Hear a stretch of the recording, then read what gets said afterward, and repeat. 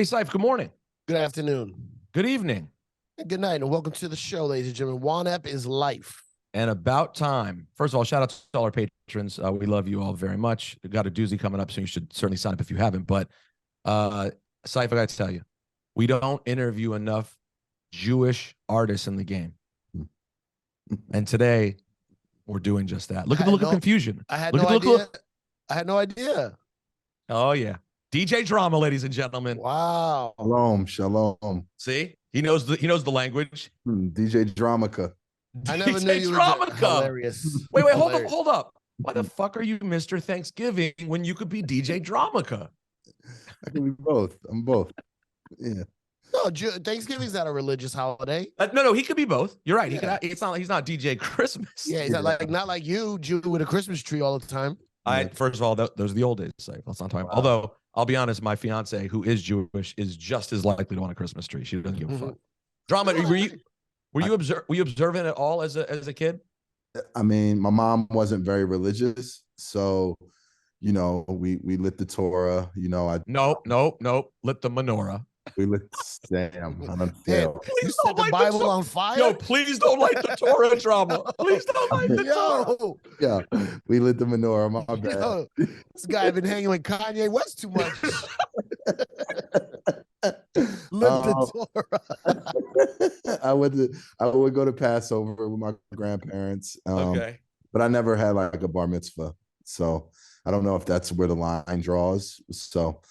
It's one of the lines, but so suffice it to I've never discussed this with you, but suffice it to say, with your background, what you look like, etc., was as a kid, do you have sort of the classic biracial story of being kind of caught between communities or not?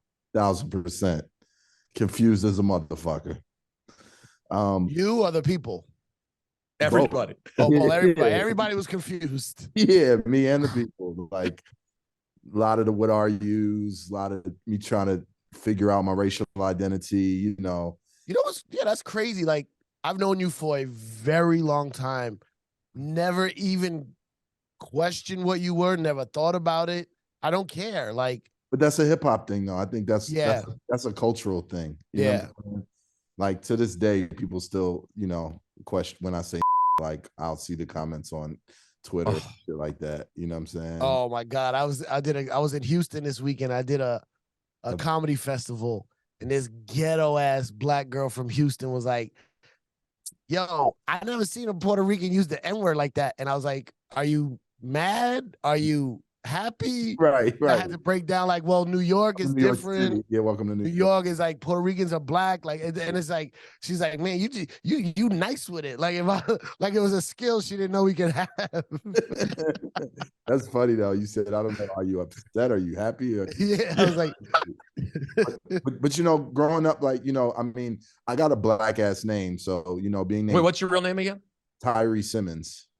Yo, man, that's a Jewish kid's dream to be named Tyree Simmons. Like, might have if I was like a Micah or a Brandon, it might have been a tougher road. Right. Drama, you have the kind of name people could just be racist just to see your name. Like, if the teacher reads your name, like, here we go, Tyree.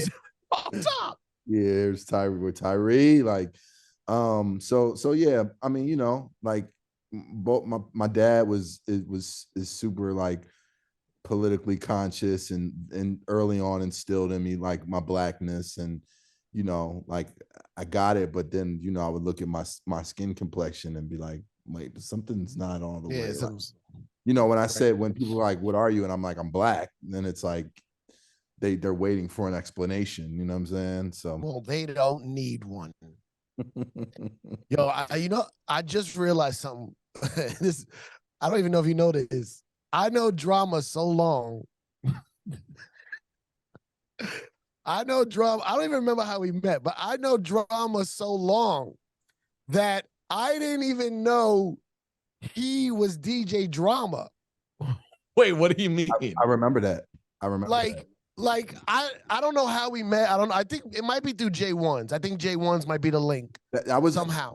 He might have first introduced us, but I feel like I knew you before that, or maybe I knew you didn't know me yet. But I remember. Ciph, you were on first for sure, right? Oh, for sure. You're like 5 years ahead Like, of. did you go to Fat Beats or anything like that? Like Absolutely. in that era? But I remember, like, I remember knowing this person. I probably forgot your name. So I knew this person and I would see him all the time. And then I remember hearing about this guy, DJ Drama, that was blowing up in Atlanta. And I know it was South Beach, Miami, Memorial Day weekend. I don't remember the year, maybe 2001. No, a little later. It was probably like 04. Yeah. 05. And then I was like, oh, that's my man that I always see everywhere. And then they introduced him like, oh, DJ Drama. And my brain was like restructuring, like, wait, what? That's DJ Drama? But the one that it was crazy. I specifically remember that time when we had that like second or third introduction and you put together. Yeah. And we was outside in the street, in front of a club somewhere in Miami. It was like a Memorial weekend or something. And I was like, that's Drama, but I know it. Yeah. Yo, were you so when you grew up in Philly, were you like super duper Phillied out hip hop wise or just everything? I mean, a little bit of both. Like, you love 3 Times Dope or nah? Of course, I definitely loved everything Philly, like, and especially when it came to like DJ culture, like, Cash Money, Miz, Jeff, like there's this DJ named Ghetto who was a super like DMC champion DJ. Yeah, I remember Ghetto. He was correct. I saw him. He was on my DMC tapes. Yep. Active was his little cousin. So Active was a little younger at the time. But, I also grew up loving The Chronic, loving Outkast, like Hieroglyphics. Like I'd say I was more of like a backpacker than it was just like Phillied out. You know what I'm saying? So like I gravitated more to, the Roots and Tribe and De La and right. Smith and Wesson. What about? But I also loved Ice Cube and Ice-T were my favorite rappers. Well, that's all of us. That was the thing about this generation is it was just. It was so broad. It was always written like it was East Coast, West Coast, when really, if you were a hardcore head, it was everything. Loved everything. Like I mean, when I first found Outkast, I didn't overly concern myself that they were from the South. You know what I mean? It's not until a couple years after the Outkast when the South really started banging their chest saying we the South, where it started to divide. It was just dope hip hop. You know what I mean? Yeah, no, that was the 90s. I mean, it didn't, I think the shit that didn't start happening until like late 90s, like, I mean, if we think about it, you're probably partially responsible for it happening. Oh, the South? you're like those tapes, but, they were about like you were DJing before you went to Atlanta and Philly, right? Absolutely. Were you trying to be like a battle king? Were you trying to be like I wasn't trying Cash Money? I dabbled, but that was never my thing. But I was always like super, like when, I studied like all branches. So I would watch DMC tapes. I would pay attention to club DJs. I would listen to the radio, but like mixtapes, I was always fascinated with mixtape culture from like day one. From the first time I heard SNS Old School Part 2, that was the first mixtape I ever heard. And then from then on, it was like mixed Ron G, Doo-Wop, Tony Touch, like anyone that came out mixtape wise, I was Clue. Like, what about? Did you like any of the like Baltimore club or Jersey club, or did you play any of that? A little bit, because in Philly that was kind of a thing. Like there was. That's what I'm saying. Like the way you have to play a reggae set in New York, somewhat. When I used to DJ in Philly, I always had like the 5 or 10. You would have those records. Up-tempo bangers that rocked. Yeah, and then there was what was the Tough Crew? They had a so yeah, you would have that set. Like you would have to play the 110, 115 beats per minute set and get those records off for a minute. Yeah, it sounds like girls dancing and shit.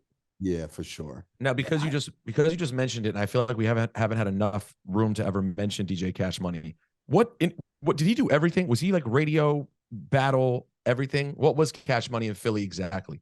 So by the time I got hip to Cash Money, he was already like legendary status. He was probably radio DJ earlier on in his career, but you know, he was like a DMC champion. You know, he was a god at that point in time. So, but he definitely probably did everything in his career. But during my era, or when I was hip to him, he was already like the OG of OGs when it came to that, you know. And were you sitting there watching DMCs trying to match scratches people were doing, or were you always more just about playing joints and emulating the mixtape? No, I was trying to like learn how to like do the crab and, you know, get my transformer down tight, and like, you know, when you're in Philly, you have to know how to cut. Like that is true. You'll get embarrassed. Like you have to have some type of skill as like Philly is very technical when it comes to. Oh, DJ. matter of fact, turning our turntables sideways is called Philly style. Damn, I never knew that. Is it really? Yeah. Wow. That's how, like, when I learned from Riz, that's, you know, when you put the tone arm on the top. Yeah, on the top. Yeah. I think Jazzy Jeff or Cash Money invented that. That's why we call it Philly style. Yeah, that's how I always kept my turntables. Yeah, so yeah. Oh, it's so awkward. I can't. I try to go back sometimes because of the width of a table where my turntables are set up. I might be like, let me just go back to regular. It's you can't go back. It's why the IKEA shelves don't work as DJ tables. Even though I do it anyway, but yeah. But like you can do it, but the feet are half off on both sides. Yeah. That's such a funny little detail that if you're not a DJ, I don't appreciate. So when you do your radio show right now, do you mostly just play joints? What's your show like? How much actual scratching, blending do you do at this stage in your life? Well, I don't really even DJ on my radio shows. I'm pretty much just like the host or the voice. How long has it been that way? Has it been that way for a long time at this point? Do you talk on your tape? On my mixtape? You're got a word here or two. Yeah. It's been like that for a long time. Like Cannon, when we started the radio show, Cannon pretty much helmed the music side, and I was pretty much the personality. But when I'm in the club, I rock. I don't do a lot of cutting anymore, to be honest. Nah, nobody. None of us do. Yeah, but you know. But you do rock parties, though. I've seen it. Yeah, no, I definitely, you know, and that was a stigma for a while earlier on in my career when I kind of got on and was like known as DJ Drama, like that's DJ Drama, like, you know, and I guess a lot of mixtape DJs get that stigma, like, can you really rock a crowd or can you really rock a party? So it was always important for me, like, to be able to showcase that or let it be known, like, I can really come fuck shit up. Who was the first rapper you ever met? Like notable. Who was the first notable? You're like, oh shit, I can't believe I met them. Oh, that's a great question. The first, it's what we do. We do great questions. This is what we do. Yeah, this is generally it. First rapper I ever met and was like, wow. Like I sort of imagined it would be someone from the Roots. Well, but does that count as a wow? Because you already knew them. They weren't famous yet. Like, got it. You know, this is organic stuff. Yeah, that doesn't count. Like, who were you like, oh shit, I just met? Like, my first one was Mr. C. My first time going to a college radio station, I met Mr. C. And I was like, that's Big Daddy Kane's DJ, yo. And mine was Biz. Oh, I remember mine. There we go. I remember mine. It was so Corrupt wound up on my block on a random afternoon. As he would. Originally from Philly. That's right. Philly cat. And I remember somebody like telling me like, yo, he was looking for a DJ or something. And I wound up meeting Corrupt like in the early 90s. I might have met somebody before that, but I do remember meeting Corrupt very early on at the height of like Death Row. Like, oh my God, it's fucking Corrupt. And what was your first year at Clark? 96. So like literally I moved to Atlanta and got to Clark like when fucking Philadelphia Half-Life dropped. Stakes is High, it probably just came out. Oh, Super 96. Muddy Waters. So you came out, fucking the infamous album. I wouldn't even word it as you moved to Atlanta. Okay. I mean, I know technically that's when you did, but it's like you went to school in Atlanta. Yeah, first you were just going to school, right? Like you didn't think this is going to be forever home, did you? Nah, I always, my goal was to always get to New York.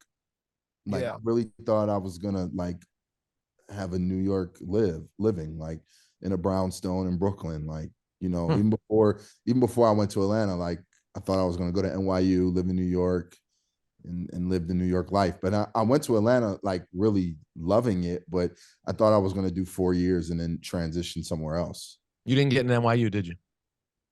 I get into NYU?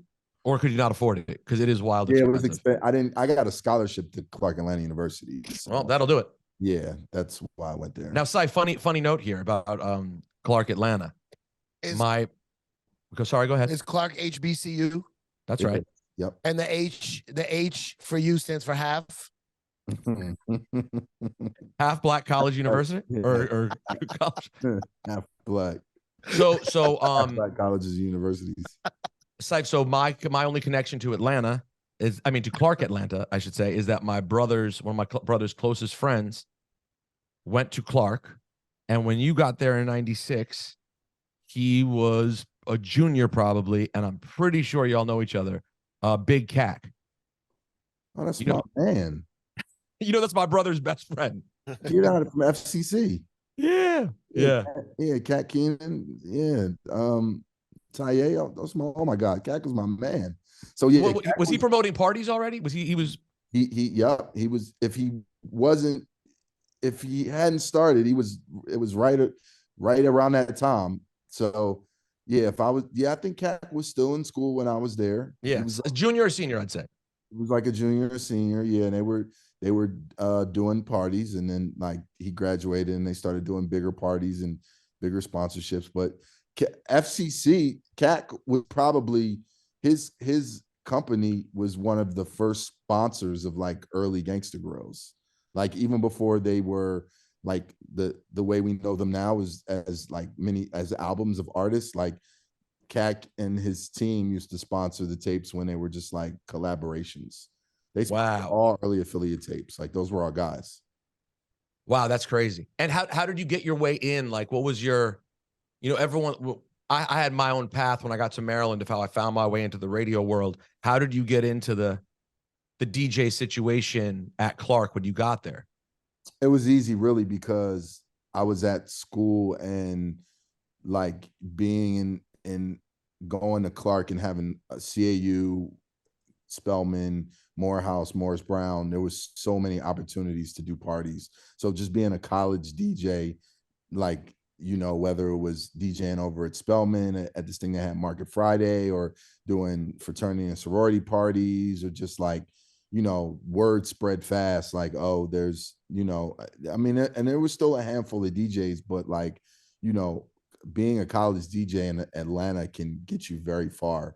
And, and were you known, like, were you doing parties for like people like you that weren't from Atlanta, like that were from other places? Well, it was everything, because, when you go to school, there's so many people from all over the place. So it literally trained me to be a better DJ. Yeah, because you got to cater to every different market. I had to learn fast. Like, oh yeah, I can't be playing fucking Dr. Octagon Blue Flowers. Like, I gotta get my go-go crate up. I gotta get my Texas shit together. Louisiana wants to hear their shit. Like California's in here heavy. Like, so, you definitely had to transition and be very well-rounded going to school in Atlanta like that. And but at the same time, I was still like in my backpack bag too. So I would do like, I know that from the Dr. Octagon reference, but yes, keep going. We had to do like there was this club called Yin Yang Cafe. And it was like a dope spot in Atlanta where, I remember seeing Erykah Badu there early, like the original Black Eyed Peas there, and they would have like poetry slams on Wednesday. So that was like my first like residency or gig. I would DJ that. And then my roommate, my sophomore year, was this guy by the name of Rubik's, and he was like, yo, my best friend's about to get a record deal. His name's Talib Kweli. Like, he runs with this label called Raucous. And I was already a Mos Def fan from UTD. So like I met Kweli early on. Rubik's? Yeah, Rubik's? It sounds familiar. Yeah, Ru used to be around the Nkiru book days and yeah, like that. So like, yeah, it sounds familiar. As I was still doing like the college things, I was also like when Lyricist Lounge would come to Atlanta, like I would get that gig and I was doing that and like, you know, MC battles. And so I was in the underground hip hop scene as well as the college scene. Were you doing any schoolwork at all? Good question. Yeah, I graduated with like a 3.6, I think. Oh, nice. Yeah, this guy was killing it. Yeah. I had my scholarship, then I lost it, and then I got my GPA back up and I got it back. So I had a scholarship 3 out of my 4 years of school there. Did you get to a point where like you were like legitimately popping at Clark? Like it was, yeah, I was the guy. You were the guy. It was parties at Spelman were a good time in those days. Is what you're saying?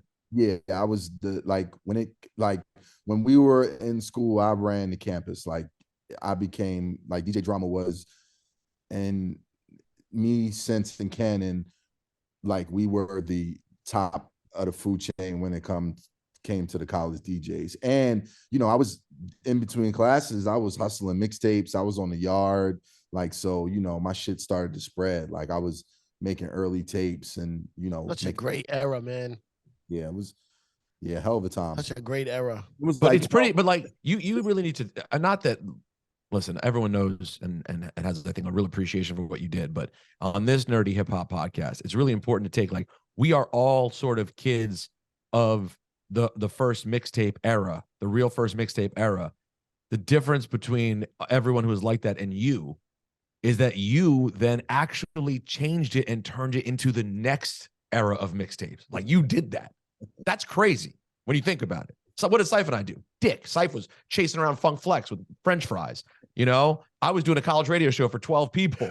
You transformed the fucking mixtape game. That's crazy. It's pretty cool. It's pretty cool to think about. Yeah. It really is. And to some degree, am I right in saying that, like, you know, I was always trying to copy Flex, so was Ciph. In some ways, were you just trying to copy SNS and do a version of the guys that you love? To be honest, I was really copying Green Lantern and Who Kid.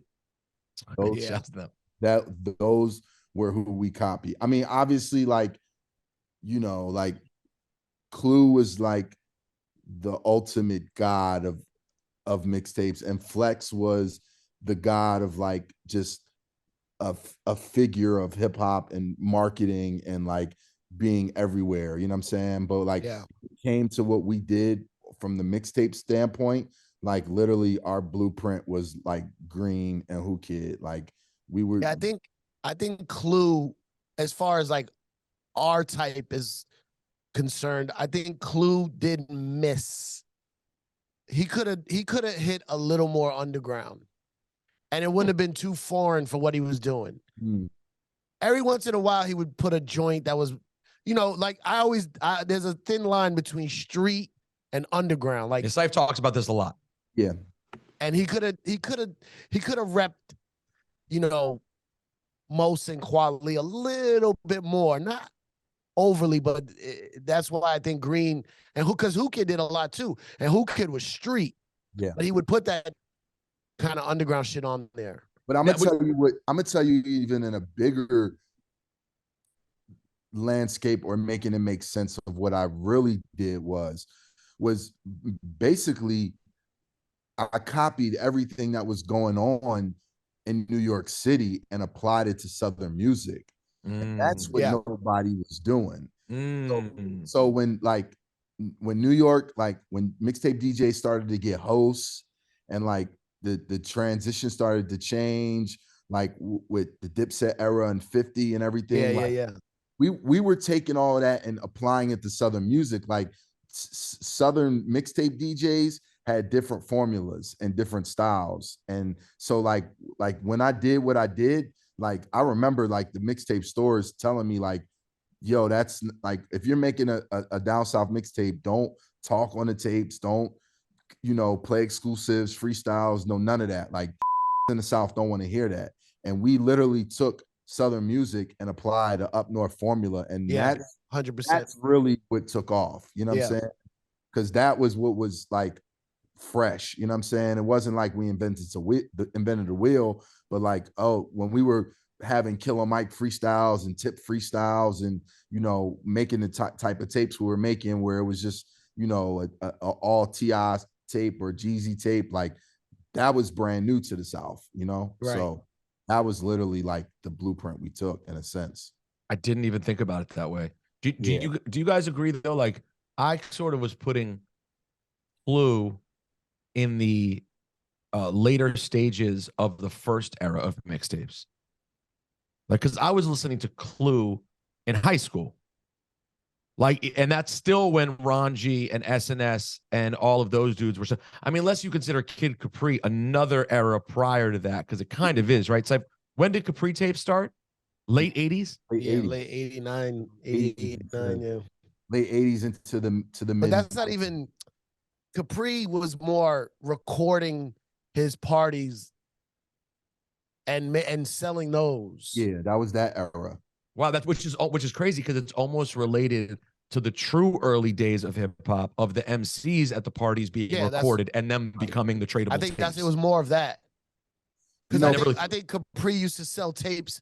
Like when he always talks about he was selling tapes in front of Willie Burgers, it was the party last week that he recorded. That was the original mixtape era, like, because it was the recording of the parties, and then they would, you know, everybody would want to buy them, and they were selling them for $20, $30. What were you selling your tapes for at Clark? I would do 1 for 5, 2 for 7. Yo, isn't that crazy? Fire. Because 1 for 5, 2 for 7, incredible. This motherfucker Kid Capri is out in the street selling them for $30, $40 a pop. It's wild. But there was only, he only had 20 of them. Right. And he's selling to drug dealers. By the way, I probably only had 22 at the time, but I mean, again, this is pre-Gangsta Grills. Like, I didn't even start Gangsta Grills till I got out of school.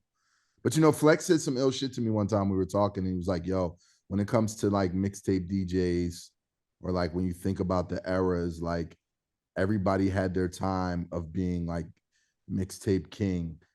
And he was like, when you became the mixtape king, he's like, there's no one that's came since to take the crown from you. Like, you've literally had, he literally. You're like Queen Elizabeth. I've had the longest run. Yeah, you really have. Reign, if you will. Like, if you say like 05, 06, that was when I had my shining, you know, top of the food chain. And like, we are in 2023. Hence why you went to jail, because you was on top for too long. He was only in jail for 5 minutes, right?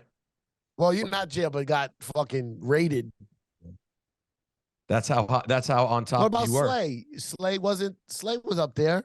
Yeah, but Slay, when the raid happened, Slay went to making straight stunt, and he stopped making mixtapes like that. Right. For the most part. I mean, I'm sure he did a tape here or there. Yeah. But not like it wasn't the main source. I really continued, you know, from there. And then how did Affiliates become a thing? Affiliates became a thing because, you know, before we were Affiliates, there were the Super Friends. Mm-hmm. And it was crazy because it was at a time, Ciph, like in Atlanta, when Mars and Trauma used to like run shit. And they were both kind of like, they were somewhat mentors to us, but it was also a very frustrating time because Trauma was on fire, and I literally couldn't go nowhere and say my name and people not get us confused. Mm-hmm. Like, his real name. Oh yeah, I didn't. Yeah. I'm so used to it now. I didn't think about it like that. Yeah. But like, you know, he was on the radio. Like, you know, he was in the clubs. He was doing Chili Pepper. Like, he was on hot. And it's crazy because I thought about changing my name, and his best friend, who was Mars, was like, yo, don't change your name for nothing. Like, because K Slade was the drama king. There was DJ Trauma. There was a rapper named Drama. I was like, nobody's ever going to think about me when it comes to this. Like, I'm going to change my name. And Mars told me not to, but they also put us down to be part of the Super Friends. So me, Cannon, and Sense were like the youngest of the Super Friends. Like, you were opening up for them and stuff and doing. Yeah, we were the younger guys, and they were very party orientated, and we were more like mixtape orientated. So there were some times when we would like kind of butt heads and things like that. And then, you know, we had somewhat of a falling out, and then we just decided like, yo, we can do our own shit. And we started. Did you know each other in Philly, or y'all met at school? We all met at school. We didn't know. And you were all from Philly. We were all from Philly. Yep. Affiliates is one of the greatest hip hop group names ever. It's fantastic. It's so like it's crazy that no one had that name before you. With all due respect, much cooler than Super Friends. I mean, if I'm being honest. Yo, by the way, how funny is this? So my brother just texted me, it popped up on my computer, and he's like, "What you doing?" I was like, "Actually talking to Drama. We just talked about CAC." And I said, "I didn't know he sponsored his tapes." And Nick wrote, "Yeah, FCC, blah, blah, blah." And then he wrote, "There, as you were talking about it, he goes, there was also DJ Trauma." Hilarious. That's fucking wild, bro. Wait, well, I was thinking about something you said, Super Friends. Trauma's had a hell of a journey since, so he's doing just fine.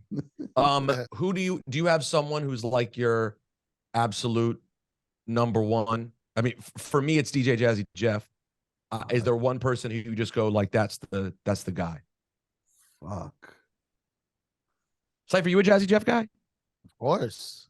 You number one? He's not my number one because, I always like, it depends what it is.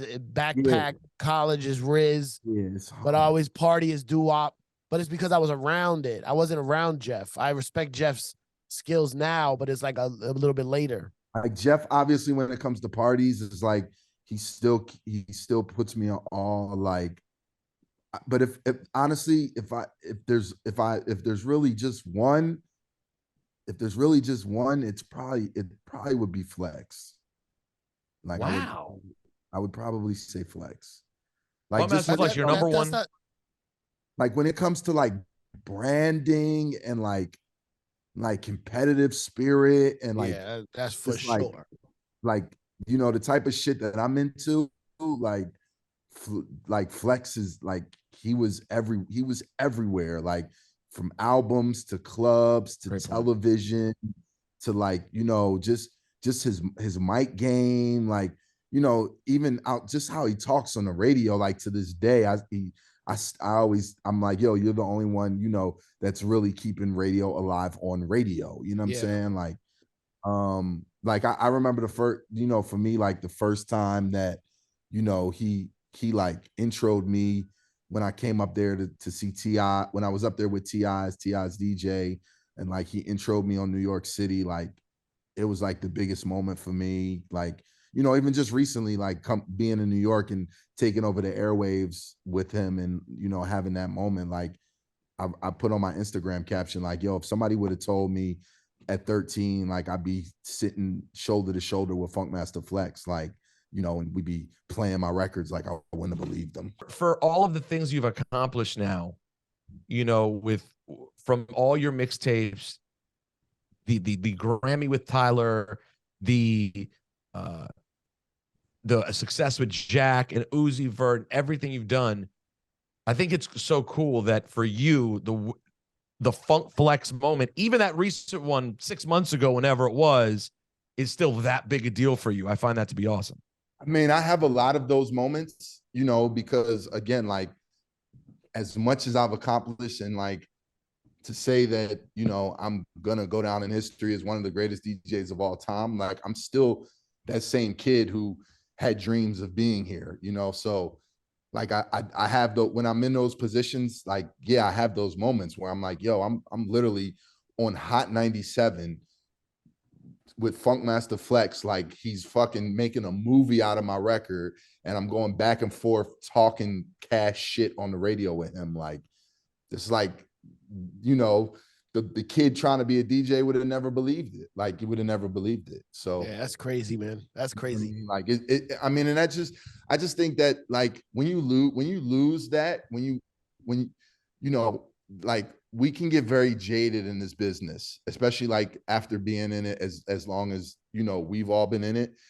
And it's like, when you lose that feeling, or like when things don't give you, that inspiration or remind you of what you do it for, it's like, yo, it's time to hand it over. You know what I'm saying? And that's another thing I love about Flex. Like, he still to this day is like so competitive and loves like, it. Loves it. Like, and that's how I love the game. And I'm one that, obviously my label is called Generation Now, and I embrace the youth, and I'm gonna be 45 this year, but I have that competitive spirit in me, or that we can tell moment where it's like, yo, I want to keep my foot on their necks. Like, I want to go down as the best of all time. And that's a great point, because when a lot of people, it's very regular at Hot in particular. Certainly with it, like, between Ebro, myself, and Flex, there's a lot of like, get the fuck out of the way. You're old. Flex is the definition of you're not, it doesn't matter if you're 27, you're not hungrier than him still right now. Why the fuck should he give up the spot when he's still outworking you and he's rich? He doesn't have to work. Man's got like 30 cars. He's done everything. He's done everything there is to do, and he's still working harder than you right now. And that's how I am. Like, I've had this run that I'm on just recently. Like, it's like, I don't have to do this. You know what I'm saying? Like, I don't have to put out the multiple of mixtapes or, go as hard as I do. I run a very successful record label, but I still thrive and still love this shit so much. Like, as many accolades as I've had, or the success of yesterday, like, fuck all that. It's like, what am I about to do tomorrow? I just had I was just in Houston. I was having dinner with somebody, and they were talking about like Rihanna and Rick Ross, and like, you have all this, things you're responsible for and things you've done. And I was like, I'm happy about it, but fuck it. What's today? What's tomorrow? It don't mean shit. That's what matters. I mean, yeah, like, we want to live off the accolades, but yeah, okay, that shit was cool, but what am I gonna do tomorrow? But that's that hunger, bro, is good that you keep that, because I try very hard to maintain that feeling, even the smallest, to the smallest level to the biggest level. Like, I try very hard to remember that feeling of how much I wanted this, how much I fought for it, and things that the losses I took, the wins I had, and it keeps you focused. I never let it, make me go, I made it, I did it. You know what I mean? That's when you like just give up after that. It's done. That was one of the silver linings. I don't even know the Ciph, but I am divorced. Wait, what? There's an inside joke drama. Don't worry. He says every week. So I'm divorced. one silver lining of the divorce was that within like 6 months, it brought me back to hip hop in a different way, because in order to sort of get over the current emotional drama I was having, no pun intended, I found myself again sitting in record stores and putting together my little album I put out. Like, doing all of that was legitimately what saved me from the worst period of my life. And I was kind of removed from it because I started doing the sports shit, and I'm doing this. And it's like, oh yeah, of course Hot's there, but it was becoming a bit of an afterthought. Yeah. And I got slapped back to like, wait a second, you were a person before you ever met your ex-wife. You were a person first. Who was that person? And that person was someone who was super passionate about this. Mm-hmm. Hip hop will do that. Hip hop will save your life. Well, what are you looking at? What room are we in right now? Is this just a closet of some sort? Yeah, this is the closet. I gotta find my charger. I'm literally like fresh off the road. I'm promoting an album. When's your album out, DJ Drama? Friday. This Friday? March 31st. Here we go. Bro, that Juice remake with Queen Latifah. Oh my God, bro. I only saw the first couple. How long is the whole thing? Just 2 minutes? 2 minutes. Okay, I saw it. 2.5 minutes. But there's five of them. Oh, that was just part one. It's part one. Oh, really? Yeah. Oh, that's why he told me stay tuned. Yeah, there's more. But that shit is so dope that you recreated that. How crazy is that? And again, that's another thing that I was talking about. Like that was like Juice is the reason why I became a DJ. You know what I'm saying? And so to be able to recreate the movie, so spoiler alert, but by the time this comes out, I shot with Omar Epps, Raheem, and Steele. So I got the whole cast. So I did the record store scene. Did you get Tupac? You did the record store scene? I did the record store scene. I played Tupac in some of the scenes. So I played Pac in the apartment scene, and I played him in the at the locker. I'll tell you what. Where was that Queen Latifah scene? Where did you shoot that? In New York at damn, what was the name? It was in Midtown, right? Yeah, it's a new club. It's kind of popping now. Damn, I forget the name of it. I gotta ask Jim. Oh, Jim Jones. By the way, Jim Jones actually directed this, or he just yelled things? No, Jim and his partner Will directed it. Yeah, I called Jim and I was like, "Yo, are you still directing?" And he was like, like things here and there. And I was like, "I got this idea," and I told him Oh, because Jim directed that thing that I saw. Yeah, Jim directed that. Oh shit. So I had originally talked to Omar about it. Like I had ran into O in New York, and I told him my idea, and he was like, he was shooting in New York, super busy, but he was like, "Yo, I love it. I would definitely be down." And as I was like, playing it out, I was like, "Damn, what if I could like get Khalil, who played Raheem?" And then he told me like, he gave me Steele's information, Big J, and I reached out to Jay Hopkins, and then we got him, and then I hit Shakim, told him the idea, Shakim from Flavor Unit, and I just happened to, when I did the Grammys, I was part of the 50th hip hop celebration, and Latifah was there, so I saw her. She had already knew about the idea. She was interested, and I told her about it, and we literally like shot it like 2 days after the Grammys. Ciph, do you know what Queen Latifah says when she's on set doing something like that and she gets like really frustrated and like she can't take it anymore? I'm trying to think of the joke you're trying to make. No, go ahead. What did she say? She goes third person. She says, "Latifah's had it up to here." I'm sorry, that was horrifying. Did Tyler reaching out to do the album? Am I wrong in thinking that was sort of the timing of like the battery being put in your back about like going crazy and taking over again? No, you're not wrong. It kind of happened organically, but definitely like I feel like Tyler and the success of that project and it winning a Grammy was, a big part of the Gangsta Grill's resurgence. And, from there, it just was like, I just was like, I was kind of like just getting focused, like, just being in our 40s, like, just eating right and drinking a lot of water and, working out. I've been on tour and like, I just got in the zone and it was like, I just went full throttle, and did you have any thought that, I mean, of course you knew a Tyler album would be a big deal because you know this business and Tyler's a big deal, but like, was Grammy remotely on your mind when you listened to it, when you like heard the project?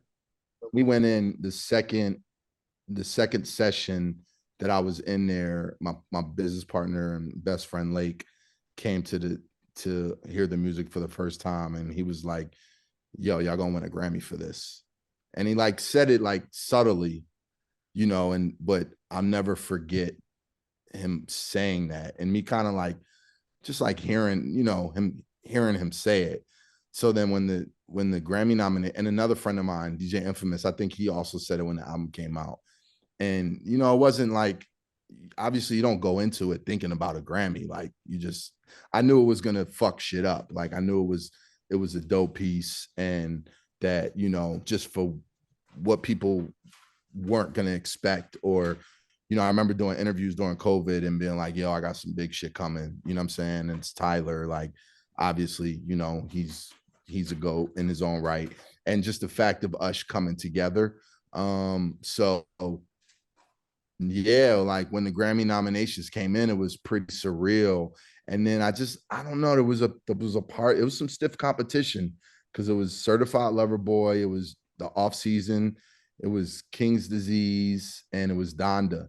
But I always felt like we had a shot. You know what I'm saying? Like I definitely felt like we had a good shot of winning. And then when we won, it was like, this is, it was unbelievably surreal and definitely one of those moments again where I was incredibly humbled by like, thinking about where I started and where I'm at. I gotta go. I'm starting to get jealous. I know he's got a hell of a career, Ciph, or a couple of failures. I gotta go. All right, see you later, dude. Starting to get jealous. Wait. I need to. Drama's a great person to ask about this, so, from a different angle. So we have a going joke on this show that's very real. Ciph has been around a million times when people say weird shit about me being Jewish, right? We have a famous clip we play of who are they with again? Wait, Nori. Capone. Yeah, or Capone. Capone from CNN. Like we were filming, we have this video, and some dude who's with CNN, they're like, yo, that's the Jew N-word. You the fucking Jew N-word. Yo. And they keep saying it over and over again. And it doesn't sound quite loving. It sounds like right on the verge of like, is this weird? On the flip side of that coin, your mom is Jewish. You are, which makes you actually Jewish, regardless of your amount of celebrating. Yep, that's Jewish law.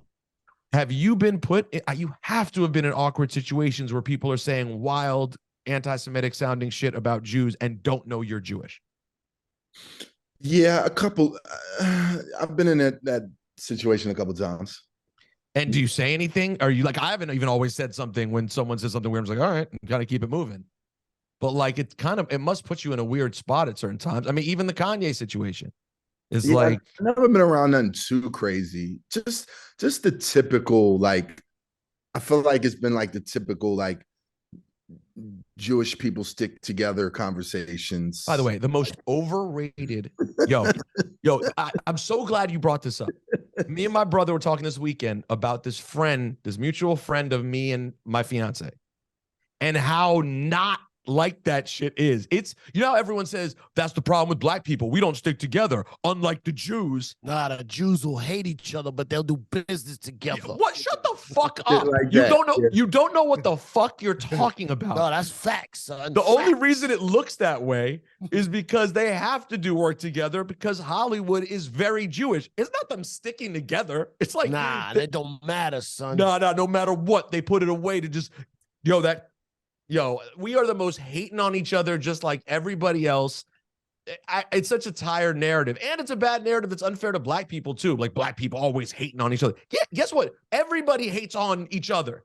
Thanks. Especially people like you. I have known beef with every white rapper who's ever come out, and half of them became like my best friends. But when they came out, I'm like, who the fuck is this? This person's ass. That's just what people do. That's familiarity. What is the line? Familiarity breeds contempt. It's just sort of the nature of the beast. I don't know your Jewish slogan, son. I know. It's crazy because I think when I first, like, early on in my career, I didn't tell people I was Jewish a lot early. Like, if you go back and like look at early like magazine interviews and shit like that, like, it was more, I think I focused more on like the world knowing I was black. Like, which, by the way, is part of that biracial thing we've talked about. That makes sense given the way the world looks at you. Yeah, but then it was like, I feel like there might have been certain opportunities I might have missed if people knew I was Jewish earlier on. You got to do what Ebro does, and when it'll be beneficial, say, like, make it sound like we, and when it's not beneficial, make it sound like they. Mm-hmm. Mm-hmm. You gotta just pick your spots. Shabbat shalom. Oh, you're Jewish? Oh, yes, you did. Yeah, I feel like there are a lot of people listening, including Cipha Sounds, who had no idea you were Jewish to this moment. I had no idea. Yeah, you're not taking advantage of your business opportunities, son. There's more that could be done here. Yeah. Or you need to be at Shabbat dinners at people's houses in LA. There's so much that could be done right now, bro. Definitely don't need to burn any Torahs. That's for sure. No, burn a Torah, bro. It could get you a feature on Don to 3, but besides that, you got issues. Yeah. Now, speaking of Jews and hip hop, weren't things that I mean, by the way, we're not big on gossip on this show, but I never ask about this shit. And we're talking Jews. You and Drake are good, right? Yeah. Were you not good at one point? One filled me. There was a thing. He said something on a song. He shaded drama. I don't even know it. Literally, Cast 1 is the beef translator. I'm like so old and washed now that I don't even know. Especially like yours was kind of obvious. It didn't take like a genius to hear what was being said. But there are some things, bro, in these records. I'm like, I just miss the old days of like. A lot of people missed that one. They did? That was missed? Mm-hmm. Yeah, if you go back and hear the bar, he says the word drama, he says drama. Like, It's not that coded. But like back in the old days, you remember on the fucking 3 times dope shit? He just goes, when I was with Steady B, I had everything. Yeah, I was with that nut EST. He ain't give me nothing. It was so blatant. Now it's like it's which I understand. It's a different fucking ball game. Like, but what's up? Compton? Yeah, fuck Compton. It wasn't like a little. And then here's what's so funny about beef and rap. Then you think about the most pronounced beef. And by the way, I'm not talking about like the fucking drill, real street shit that's just set on records. I'm talking about rap beef. Like Drake and Meek had like the biggest beef in rap. And literally within what? 15 months, 18 months? At the most 2 years, they were on a record together. Referencing, Meek says on the Drake record, it popped up the other day, I heard on the radio, Meek says on the Drake record a thing about going back to back. Mm-hmm. He's referencing the record that he was fucking murked on at the time. It's like the NBA now. Don't get me started. Don't get me started on the NBA. First of all, we'll bore Ciph to tears, but that shit dry. And I hate being the old man who's like, why is it so soft? But at the same time, like, everybody has to be friends. Everybody. Yeah. Kobe wanted to literally kill every other human being playing in the NBA. Yeah, he's a different monster. He's another great Philly cat. Speaking of which, what's Uzi Vert like? I haven't seen Uzi in many years. What is that cat like besides very rich and successful? He's very rich and successful. Ciph, you also didn't know this. Uzi Vert, also Jewish. He's what's the best way to describe him? He's a workaholic. He stays in the studio. He loves to shock people with a different hairstyle daily, if not multiple hairstyles daily. And you know, he's really focused right now. Him and Cannon are in New York, like trying to finish up the Pink tape as we speak. You had drama with him a little bit too, right? There was a moment. What are you turning this into a gossip show? What is this fucking academics? You talking about drama? I actually didn't even know this. More stuff that I missed. Is that a thing? It was. But everything's but now if I were to guess, and I'm not reporting this, I'm simply guessing. I kind of have to imagine you played a big part in Uzi coming out at Hip Hop 50. We got him to do that at the very last minute. Wait, I tell you that story, right? Well, yeah, you told me your version. Oh, you knew about that, Ciph? I saw Quest at SNL the next day. Yeah. And he told me the whole shit. It was crazy. Literally. Like he was texting you and then his phone died. He was like, please, can we get Uzi to do it? Like, you know, it was some people that dropped out. I don't know if it's in my place to name them. I didn't say who it was either. Yeah, no, we didn't. Yeah. I mean, two very, very, very, very, very big and important artists literally dropped out during the show. And one of which for a reason that I heard that was very weak, if I do say so myself. That's why we're not gonna say. No, I'm not gonna say it. I'm not gonna say it, but it was weak. That I would agree. The other one was very warranted. Okay, got it. So you lost one for warranted reasons, one over bullshit, and you needed something to fucking close this thing out. Yeah, and you know, originally Vert was the song was part of the original shebang, but you know, for reasons unbeknownst, he was not on the final, you know, performance day. I think because he didn't make it to rehearsal or something like that. And then literally, you know, 10 minutes before we go up on stage for Hip Hop 50th, like Sean G and Quest are texting us like, please, can we get Vert to do it? And we was like, yo, we'll see. So if you watch the shit, he literally like walks up from his seat onto the stage to perform. Like, but it was so fire, like just the way, because it went from like Planet Rock to I Just Want to Rock. Like it was such a moment. And also, like, I know you ended up you guys didn't win the Super Bowl, but it was before the Super Bowl where like Questlove was orchestrating all of this. It was like a lot of Philly. It was a Philly excitement. Yeah, it was. It was a lot of Philly part of the whole thing. It was dope. I mean, it was me, it was Uzi, it was Quest, it was Jeff, like Adam Blackstone. Like, yeah, it was Sean. It really was heavy Philly. I didn't even think about it. No, because you know me, I don't give a fuck about sports at all. But I know that Philly was being in the Super Bowl had this extra little mist in the air of because we were all talking about we're heavy Philly shit. Yeah, we're going to the Super Bowl next week. Like I remember we were backstage. Matter of fact, we were backstage arguing. Nelly and Charlie Mack were backstage arguing about the Super Bowl, like literally right before we go on stage. I mean, I know Nelly wasn't talking about the Rams anymore, who aren't even in St. Louis. Poor Nelly. I don't even know what but he was claiming the Kansas City because I wonder if people, you know what? If I was from St. Louis and the Kansas City was now this good, I'd be a Chiefs fan too. He was claiming them. He was claiming. Yo, I never thought about the fact, and I don't know if you were around the creation of it. You know, when you have those hip hop things you notice that are so fucking obvious and staring you in the face, like me not noticing that the run and running is from Run DMC, like really obvious shit that like is just. The other day we played I Want to Rock on the radio, and then we were doing this thing for Hip Hop 50, and we played It Takes Two. And I never thought about the fact that the intro to It Takes Two is the sound of I Want to Rock. You know what I'm saying? What sound? Doon, doon, doon, doon. I Want to Rock being what? I'm sorry. It Takes Two by Rob Bass and DJ Easy Rock starts with that boom, boom, boom, boom. Yeah. Which is the exact same I Want to Rock? No, as Uzi, I Want to Rock. Oh, is it? Am I wrong, Drama? No, I don't think you're wrong. I don't know if it's the same sample, like but now interpolation. It certainly sounds like that. Next time you hear, if you hear I Want to Rock, you know, Ciph's on the oldie station now, so you may not hear I Want to Rock, but you'll hear It Takes Two. Oh, you want me to listen to It Takes Two every day? Yeah. No, they don't play shit that old, do they? Do they play shit that old on the reg? Yeah. Really? Bro, if I hear Ja Rule and Jennifer Lopez one more time, I will literally take my belt off and Jeffrey. No. Wow. Now that is prime for the block. Now, Drama called me a couple weeks ago, Ciph. Definitely. Hot. He called me hot.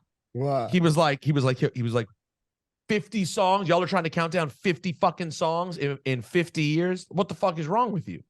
Like, this is impossible. What are you even doing? I was like, Drama. It's like a radio bit. We're trying to just do something that's funny. But he was getting over, and you did have a great idea. He suggested do 10 songs or do 50 from each decade and do the top 250 of all time. Nah, that's too much work. But that's too much work. But there's no way you can pick 50 songs in 50 years. Like, it's absurd. We're on an absurd. It's really fun every week, but it's an absurd. And then last week, my Ciph and my friend and someone you've met because he runs the board at Hot, Shawnee Culture, he picks songs too. Mm-hmm. And now Shawnee's starting to fall in love with like trying to get songs picked. And then last week, this motherfucker goes way too far in trying to get a song picked. He went with Ja Rule, Always on Time. I saw that. I watched it. I almost had him fired from the radio station for doing Always on Time, and then he came back with what? In the Club. In the Club, yeah. Which is fine. In the Club is winning. It's gonna win. It's gonna be chosen. It's gonna play Love You Better. I thought he was. I was like, oh, because he was like, this dude's from Queens. Yeah. He's for the ladies. And Ciph, it was 01 to 06. So I'm like, oh, Queens ladies 01 to 06. Got to be that classic Neptunes and LL. No, Always on Time. And then Laura comes with fucking Hey Ya, which is not a goddamn rap song as much as I love it. I'm sorry. It's not. Yeah, you're reading Billboard charts now. Yeah, now we're chasing Billboard charts. I don't know if that should have been included. It shouldn't have been. It shouldn't have been. Ebro went off. Ebro was out of town. He went off today about it. He was disgusted, and I was on the same page. I went, We Gonna Make It, and Through the Wire, sort of just to be controversial because no one thought I'd pick a Kanye West song right now, but like Through the Wire's going through. So if we're using 20, 22, 23, do we include I Just Want to Rock, Lil Uzi? Well, we're gonna get up to the. I think we're gonna stop at 21 but by the way, it is gonna end up being in that category. But that's like a Hey Ya. Except the beat is it's still more hip hop than Hey Ya. Yeah. That shit reminds me more of like Bambaataa and It Takes Two. You know what I mean? Like Hey Ya was a straight up rock riff with pop vocals on it. Now I have a list here, Drama. I pulled up. Oh, we gotta go. You gotta go? Okay. We all gotta go. Everyone has to go? This guy's album. Well, the album's out Friday. Drama, what's the name of the album for the people? It's called I'm Really Like That. And are you giving out all the features? Are you doing that whole thing? You telling everything? You keeping secrets? I'm just coming out. You're not saying it? No, when's This is coming out. This is coming out before your album comes out. Like, Yeah, this is coming out this week. I mean, so Give us a couple, Tyler's on there. obviously. Jack Harlow's Damn right. on there. What do you think? Uzi's on there. Damn right he is. Lil Wayne's on there. Nipsey Hussle. Wow. Nipsey Hussle.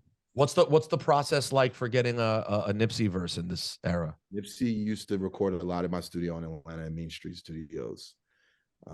So you were sitting on a stash. You're sitting on a gang of Nipsey stuff. I wouldn't say a gang, but you know, we definitely had a verse in the stash. Wow. That made the album. That's amazing. Who else? Anyone else? Of course. Who else? Sci-Hi, La Russell. Love Sci-Hi. Sci-Hi. Love Sci-Hi. Love La Russell. This is a great fucking tape so far. Yeah, it's got some shit on there. Roddy Ricch is on there. Who am I forgetting? Westside Gunn's on there. Ross is on there. Damn right. Yo, cook it crack in the air fryer. It's a solid project. It's really solid. I'm very happy. I'm excited, man. I'm excited for you. I'm happy you get your credit. Because I don't know if you heard about Cipha Sounds of Rosenberg. We never get our credit at all. We're just disgraceful. We're the old school rappers outside the club who trying to remind the bouncer who we are. And other people are like, no, that's Grandmaster so-and-so. That's us.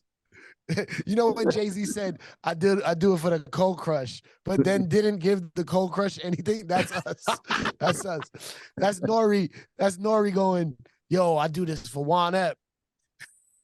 Did he say that? You guys are the OG podcast. That is facts.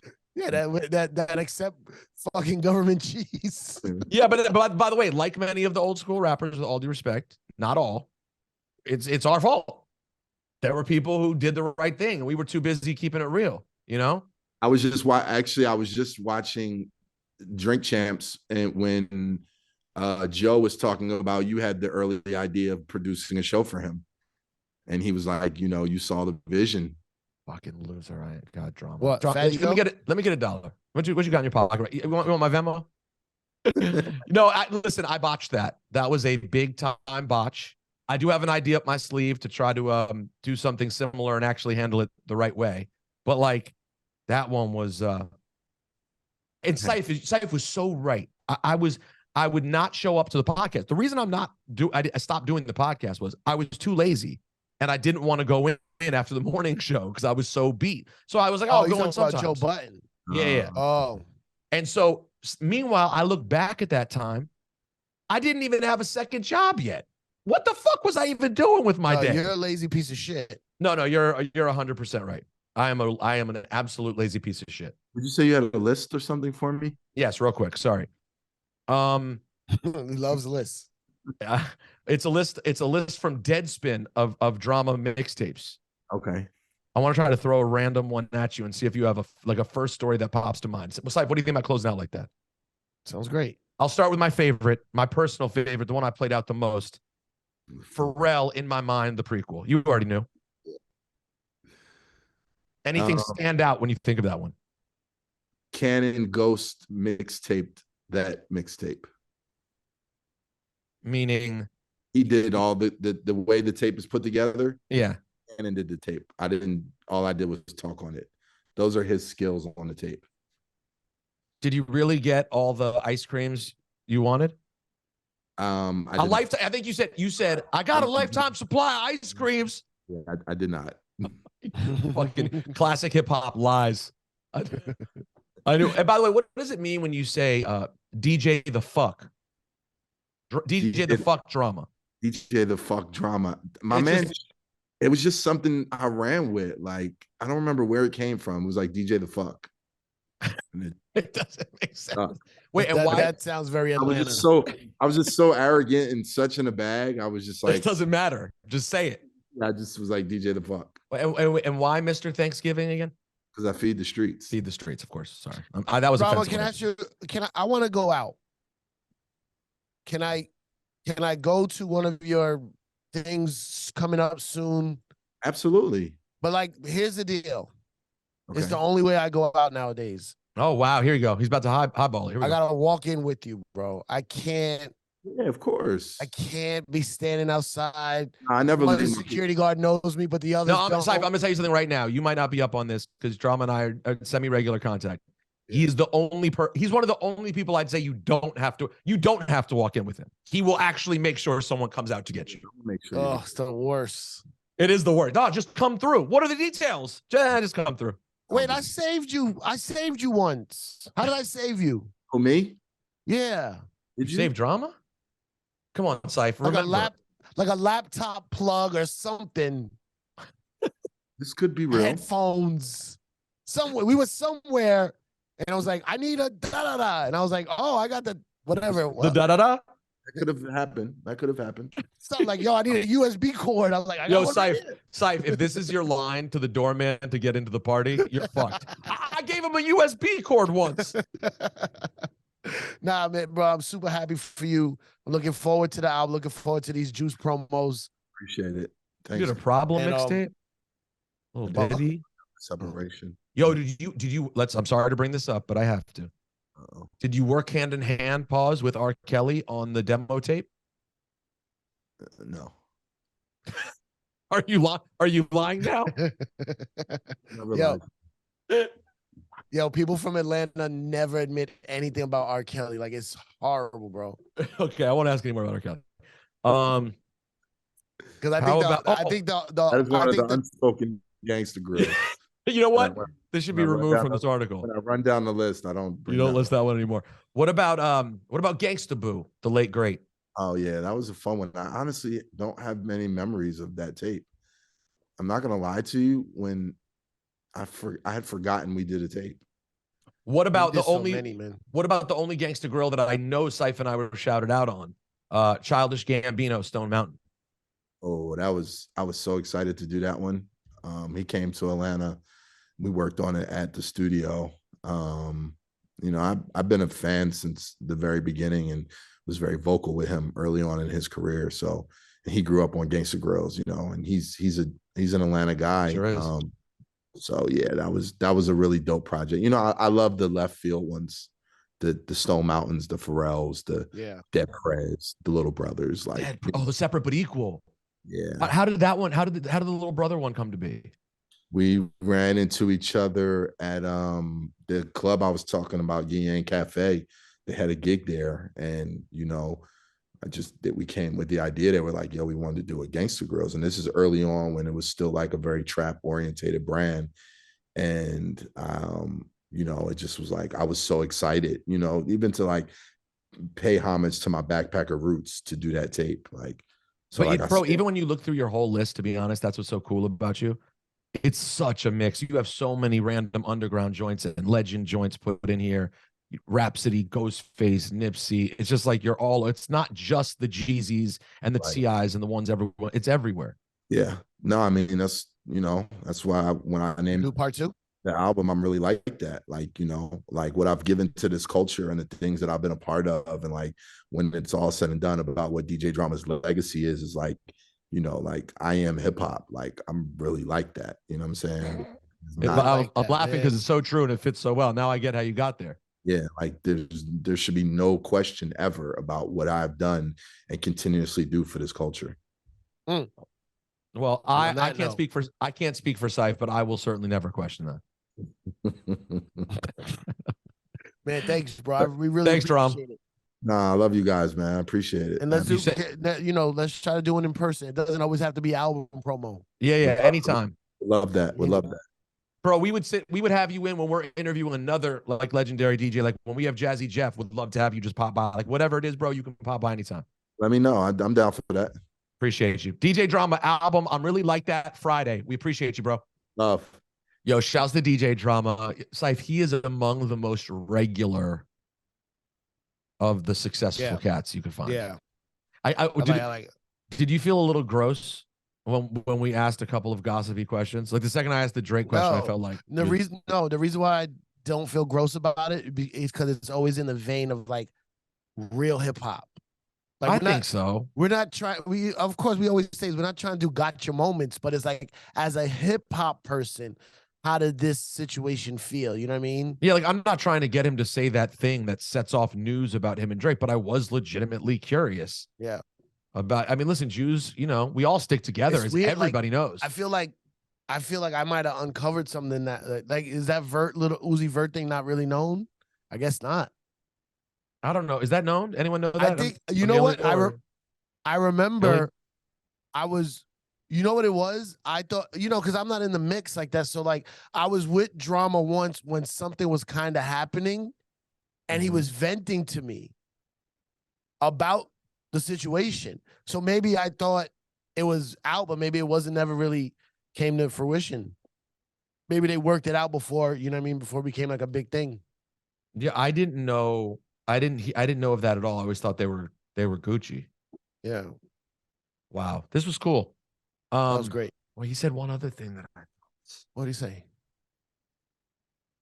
I don't know. He's like, I like that we got him by having him on Zoom actually, and him just in his house, tired and relaxing. Yeah. We didn't get full promo mode drama. Yes. It ended up working out because when he shows up in person, he's in the zone right now. He's on. But like we got him kind of off, which I kind of liked because he's great and charming even when off. One, I didn't want to go gossipy enough to ask him about Khaled because there's clearly some weird shit with him and Khaled. Yeah. But Right. but the funny thing, remember the story I told about realizing he was DJ Drama? Mm-hmm. We were both walking into a Khaled party at South Beach, Miami, Memorial Day weekend. That's what we were outside waiting for to get into. Oh, wow. By the way, Ciph, is everybody left in our room right now among your workers? I guess they're still there. Have them pop in. Are all of them your people?